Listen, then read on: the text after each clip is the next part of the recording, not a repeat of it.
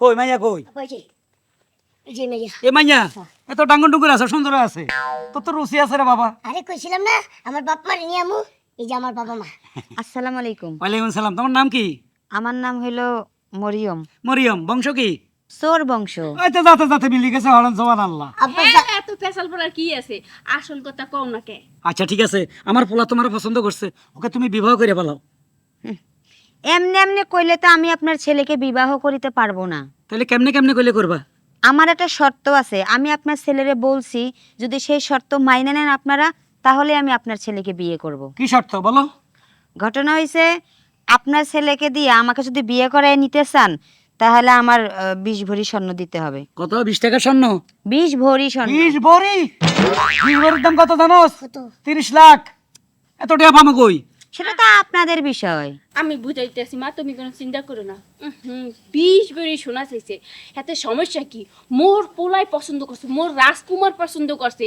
20 বড়িকে দরকার হয় 100 বড়ি দিয়ে এই বৌমাকে হাজাইয়া গুছাইয়া এরপর মুগু ঘরে তুমি। সমস্যা কি? হ্যাঁ, তুমি তো কাজটামি করবা না, কই দিলাম। এ মাথারি ছাপা কম মার, চুরি করতে যাই বালিশ লইয়া আইছস যেটার দাম নাই 20 টাকা, উনি দিবে 100 ভরি সোনা। 100 ভরি সোনা তুই জানোস কত টাকা? তুমি ফাও কথা কইও না। কে মুই একলা চুরি করব? তুমিও যাবা মোর লগে, শোনো। আমরা দুজনে মিললে চুরি করব। হেলে তো পারমু 100 বড়ি স্বর্ণ চুরি করতে নাকি? আব্বা একবার একটা কথা কই, তোমরা কতদিন ধরে টানাটানি চুরি করতেছো, তো তোমরা শৈলে আইসামি ধরে গেছি। এই জন্য মনে করো যে খেতা বালিশ এগুলা চুরি করো।